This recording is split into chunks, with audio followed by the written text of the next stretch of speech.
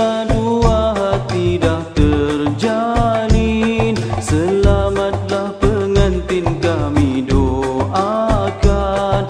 Moga redha Allah bersinar selalu. Bismillahirrahmanirrahim. Alhamdulillahirabbil alamin wa bihi nasta'in wa la haula wa la quwwata illa billahil aliyyil azim. Saudara penonton yang saya hormati, Assalamualaikum warahmatullahi wabarakatuh.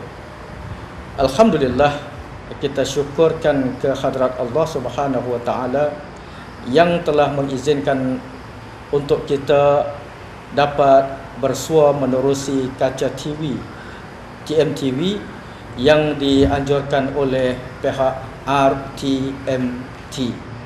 Maksud saya radio dan televisyen bahasa Melayu Thailand yang julung kali kita adakan dan baru saja kita rasmikan pada 3 hari bulan Januari ataupun bersamaan dengan 20 hari bulan Safar 1434 yang telah lepas.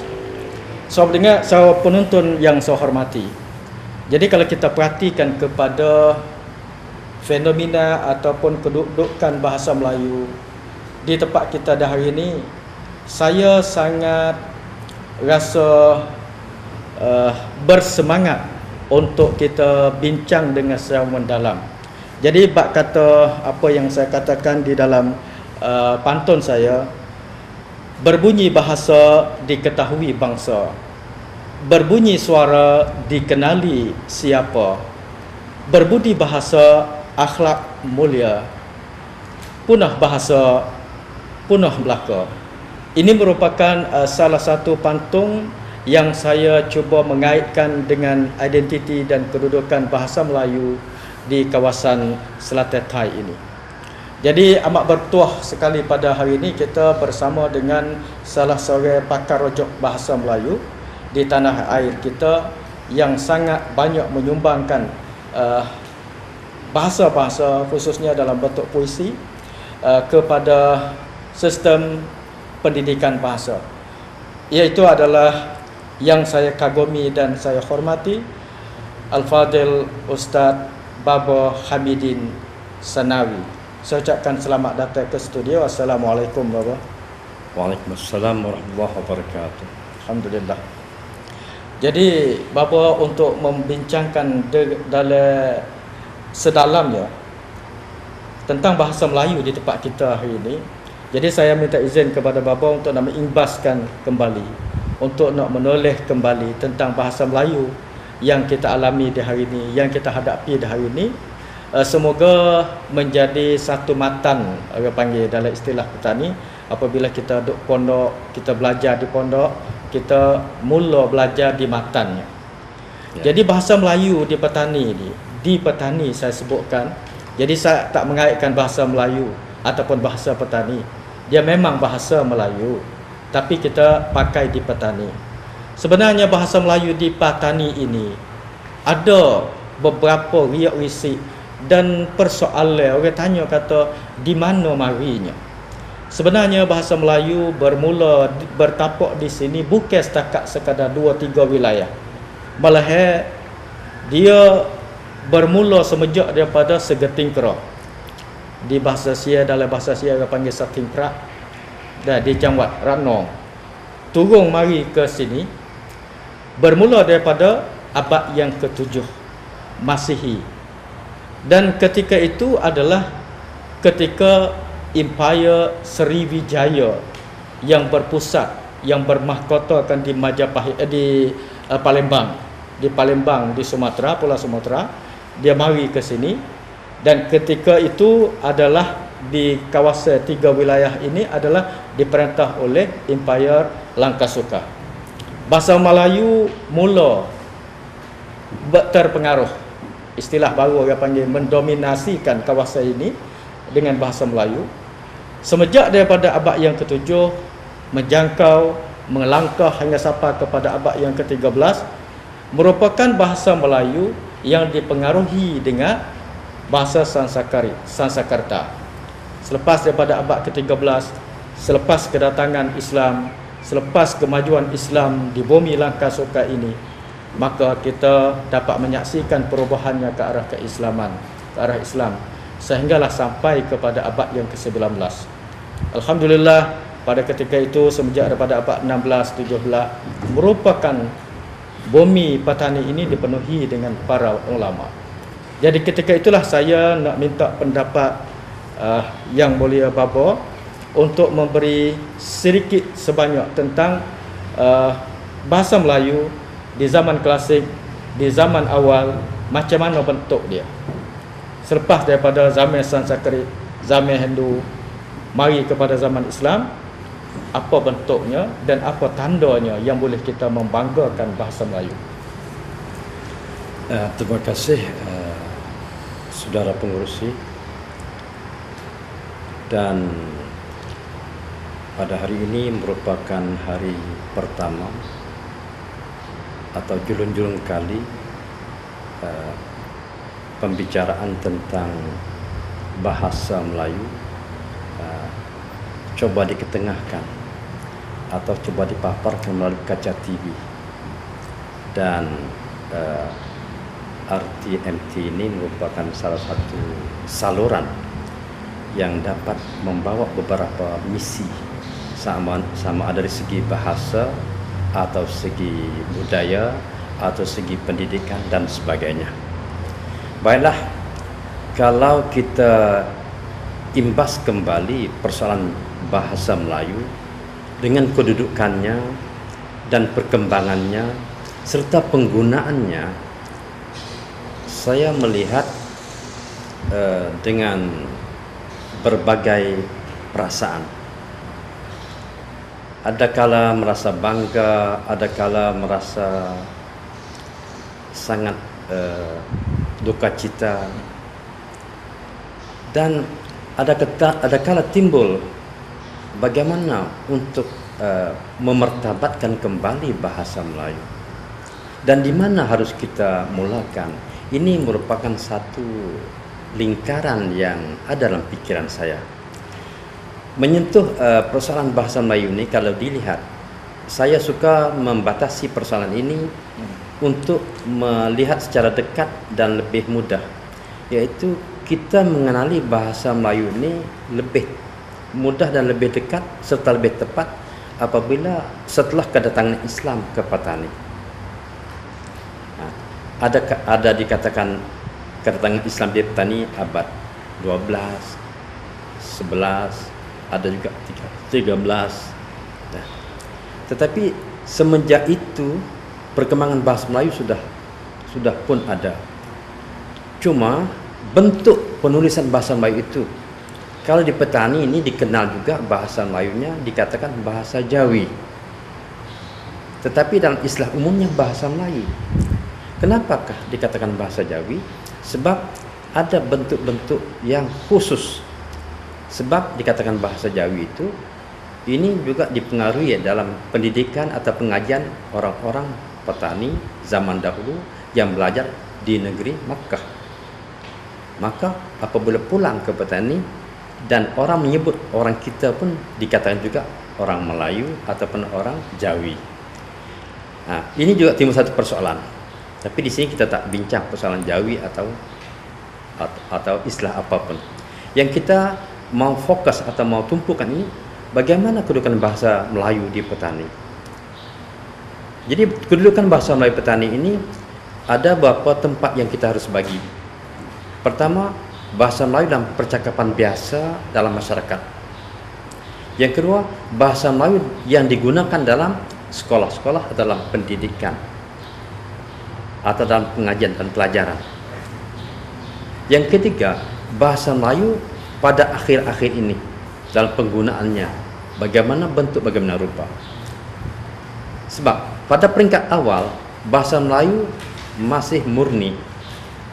Maksud atau murni tidak banyak dicampur adukkan dengan bahasa-bahasa asing yang lain, kecuali bahasa Melayu hanya diperkukuhkan oleh bahasa Arab. Nah, sebab inilah saya sebut tadi itu dalam istilah kata Jawi itu. Sebab dikatakan bahasa Jawi itu diambil daripada alif, ba, ta, sa, jim sampai akhir. Dan Arab pun diambil pada alif, ba, ta, sa, jim juga. Maka dalam bentuk penulisan bahasa Melayu ini dulu adalah menggunakan dasarnya alif, ba, ta. Ini dikenali wajah bahasa Melayu zaman dahulu dan sehingga zaman pertengahan. Maksud saya zaman pertengahan ya zaman abad 16-17. Sehingga dikatakan zaman abad 16-17 dikatakan bahasa Melayu cukup cemerlang. Dan bahasa Melayu menjadi bahasa lingua franca, artinya bahasa perhubungan. Bukan saja di kawasan petani, malah hampir di seluruh daerah-daerah, sama ada di Malaysia yang dulu disebut Semenanjung Tanah Melayu, juga sama ada di Aceh, di Jawa, atau juga di kawasan-kawasan Nusantara. Ini artinya perkembangan bahasa Melayu ini sudah begitu jauh maju di zaman pertengahan abad 16-19, sehingga dikatakan zaman itu tulisan-tulisan tentang sejarah seperti tulisan tentang sejarah Hang Tuah sebagai sebuah epik bangsa Melayu itu ditulis dengan huruf Jawi. Huruf Jawi ini bagi orang-orang Jawa dikatakan Arab gundul. Orang Jawa kata Arab gundul, artinya bentuk kalimah macam Arab tapi tak punya baris. Nah itu sebab pada peringkat awal bahasa Melayu ini dengan tulisan Jawi banyak dibantu ditolong oleh barisnya. Sebab bahasa peringkat awal tidak ada huruf saksi yang jelas. Bagaimana bunyi A, bagaimana bunyi U, bagaimana bunyi I. Ini juga satu dasar. Sebab itulah kadang-kadang orang petani ini, orang pandai bahasa Melayu, saya kira pandai secara sangat istimewa. Artinya tanpa dipelajari. Jadi di Jawa sebenarnya tulisan Jawi ini ada terdapat ke? Di antara kawasan-kawasan ada dapat. Umpamanya sebelah Jawa Barat itu dikenal juga Jawa Barat itu masyarakat Sunda. Orang Sunda juga karena ditulis dengan huruf Jawi, tapi dibantu ditolong oleh barisnya. Nah itu. Penonton yang saya hormati, dan ini adalah salah satu apa yang kita dapat gambarkan menerusi perbincangan saya dengan Yang Mulia Baba Din ataupun Tuan Guru Haji Hamidin. Dan oleh kerana kita terburu dengan waktu, dan selepas daripada ini kita akan cuba ibaskan ataupun perhatikan tentang perbincangan sebenarnya. Saya sebut dalam dialek Patani ataupun bahasa kampung kita nak cuba dengar kata macam mana orang-orang di petani dah hari ini bercakap Melayu. Setelah daripada kita dapat mempelajari dan kita dapat dengar berbahasa saya dengan Baba Ding tadi, adakah saudara penonton dapat memahami berasa kata bahasa yang saya bercakap dengan Baba Ding tadi adalah bahasa kita dan bahasa petani, dan mungkin ada perbezaan. Lepas pada ni kita akan cuba bawa beberapa orang yang sedapat mungkin, kita akan wawancara, kita akan ajukan mikrofon untuk dia berucap, untuk dia berkata dalam bahasa Melayu, dan selepas pada itu kita kembali bersama nanti, insyaAllah. Bahasa Melayu di tempat kita sekarang ni banyak kenya duk kecek atau bercakap campur bahasa Melayu bahasa Sia. Di kawasan dalam bandar banyak kecek bahasa Sia. Melayu nak habis dah. Patutlah kita usaha, kita pakai beki, kita menaikkan bahasa Melayu. Dah sekarang duk kecek, duduk berita dalam radio baik, dalam TV baik, kebanyakan dia campur Melayu tempat campur bahasa Sia. Faham tak faham? Kalau nak kecek bahasa tempat patutlah kecek menjadi tempat Kalau nak kecek menjadi bahasa tengah, terus bahasa tengah, tapi jangan bahasa tu tinggi sangat. Saudara di sini faham mudah-mudah. Itu kenapa ke saya. Sekadar itulah saya kenapa ke. Assalamualaikum warahmatullahi wabarakatuh. Jadi masalah ni tu wala TV, wala radio tu banyak dah kecek Melayu. Tapi kecek Melayu tu banyak ke tu sap sungsung. Jadi orang kampung tu tak apa faham. Nak belah nak belah mana nawi sap biasa tu, sap tuapai. Orang kampung kita duk kecek tu. Jadi biasa lah. Banyak ke kampung kita ni 3 wilayah ni faham. Kalau masa jelan ni banyak ke bahasa Indo, bahasa Melayu, Kelang, mari campur. Orang tak nak faham belah mana. Kita kecek pun orang kampung reti. Sebenarnya bahasa Melayu kalau kita lihat ataupun kita perhatikan dalam keadaan guna di dalam harian hari ini sebenarnya agaknya meningkat. Tapi kalau mengikut dalam persuratan agaknya boleh lagi kita meningkat, banyak salah di dalam gunaan cakapan. Hanya guna hari ini adalah untuk cakapan biasa saja. Kalau banding di segi persuratan ataupun di segi pelajaran, agaknya orang kita Melayu di desa hari ini mesti belajar lagi. Kalaulah mengikut kajian di dalam televisyen ataupun radio hari ini memang agaknya meningkat. Tapi kalau untuk meresmikan lagi bahasa Melayu, untuk meningkat lagi, mengikut pandangan saya mesti belajar lagi agar lebih bahasa Melayu lebih cemerlang lagi. Tapi kalau guna agaknya sudah boleh guna. Tapi kalau untuk nak cantik lagi, nak comel lagi, mesti menghadapi mempelajari bahasa Melayu yang lebih tinggi lagi ataupun untuk meningkat ASEAN di hari ini.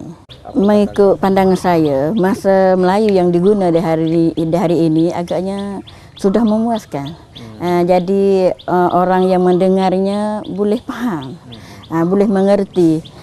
Tetapi kalau dibanding di segi ASEAN, kalau banding dengan untuk meningkat dikaji mengikut bahasa Malaysia kurang lagi. Tapi kalau guna untuk kita nak guna harian agaknya okey. Ya. Jadi setelah mana kita sudah maklum bahawa Seobata ni dia ada satu rancangan, iaitulah dengan bahasa Melayu, sama ada radio atau televisyen dengan bahasa Melayu. Dia menyampaikan maklumat semua menyakupi dengan bahasa Melayu itu, alhamdulillah sampai sekarang saudara-saudari dapat masalah faham dengan bahasa Melayu. Bahasa Melayu sebagaimana kita sudah maklum tak berapa lama lagi dan sampai sekarang pun 300 juta kurang-kurang yang mereka bercakap dan faham bahasa ini.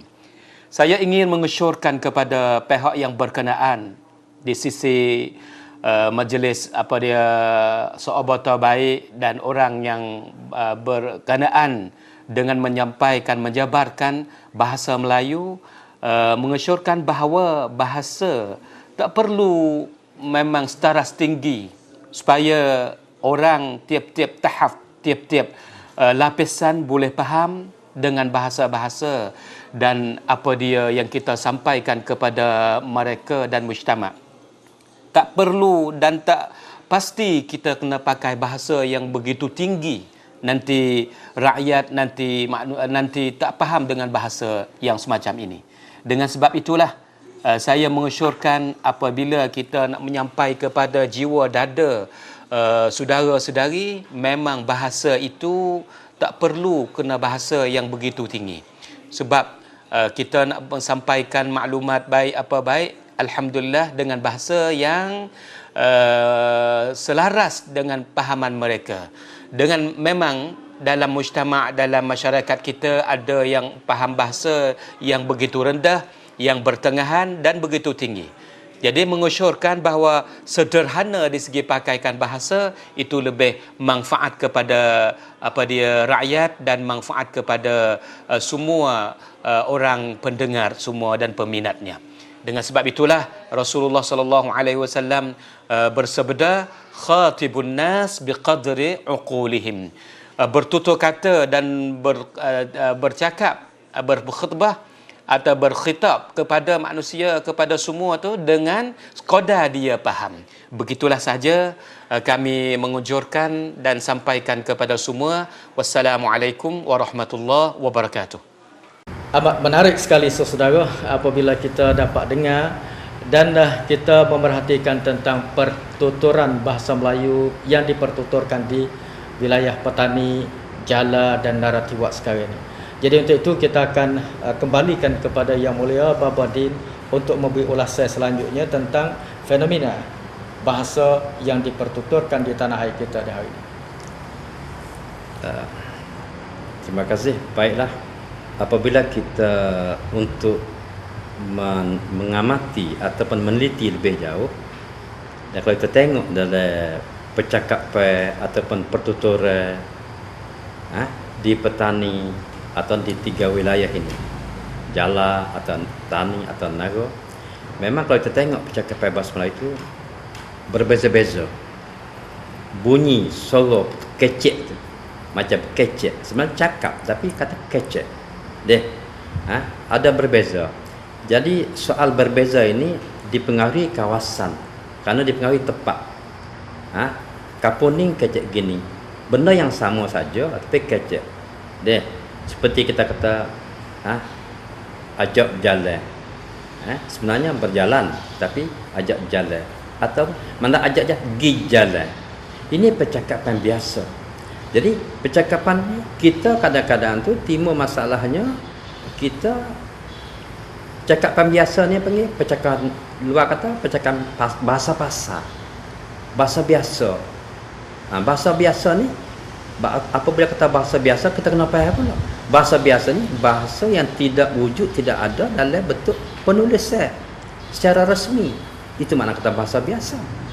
Tapi kalau kita bawa bahasa biasa kepada tulisan resmi, makna kata apabila kata tulisan resmi, makna bahasa persuratan. Bahasa persuratan ni di mana-mana pun sama saja. Orang Jala ke, orang Tani ke, orang Nara ke, orang Setu ke. Apabila kata bahasa Melayu tu bentuk tulisan sama saja. Kita jangan mempertikaikan dengan masalah kecek ni masing-masing. Dan kita ingat ke bahasa-bahasa ni benda budaya, benda sosial. Bukan benda macam benda hukum-hukum, bukan. Sebab itu tak perlu kita timbul masalah yang berat. Sebab kita kembali pada bahasa persuratan atau bahasa resmi sama saja. Itu antara lain. Terima kasih Baba. Sebenarnya saudara penonton, selepas pada ni kita akan membawa secara dekat tentang kegunaan bahasa di tempat kita yang mungkin berlain dengan bahasa di tempat lain. Dan ini mungkin bukan dari segi kesilapan ataupun kesalahan guna pakai, malah dia merupakan apa yang seperti diujarkan ataupun dikatakan oleh Baba Din tadi, iaitu adalah berlainan tempat, berlainan pula dialek ataupun logat dia, bahasa pasaran dia. Ini adalah biasa. Nak jelas lagi seperti perkataan buah peta, ada orang panggil buah peta.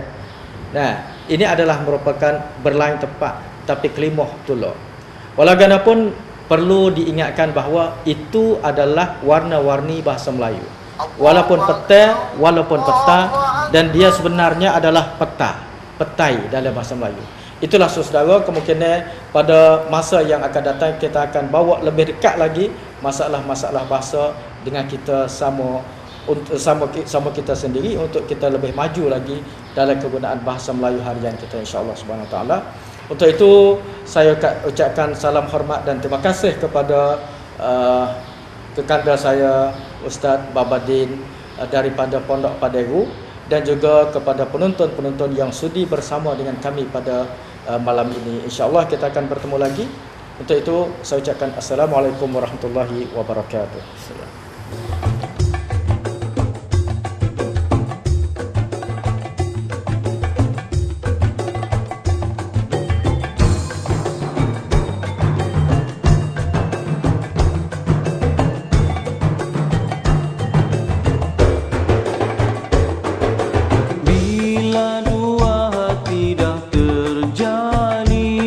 Selamatlah pengantin kami.